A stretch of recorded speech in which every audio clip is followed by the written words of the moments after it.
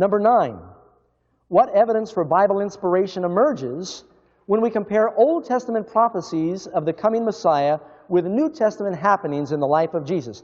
Now, this is somewhere where I will actually look at the lesson. You notice here is a chart that we've included.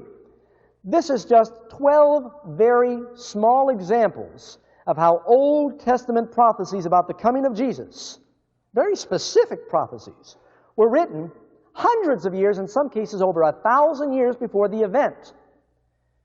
The place of his birth was foretold. You can look, there's the prophecy in the Old Testament, fulfillment in the New Testament, that he would be born of a virgin. He would be of the line of King David.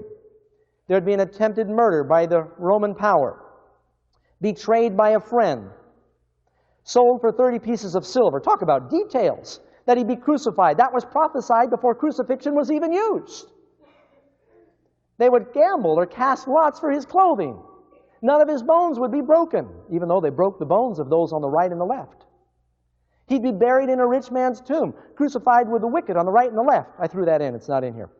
The year, day, and hour of his death, that he'd rise the third day, and so much more is foretold specifically before Jesus was ever born. How can that happen without God intervening? There are prophecies in the Bible where God tells hundreds of years in advance that a certain king is going to be born. God tells the name of the king, what he's going to do, and then it happens. You take a crack at that.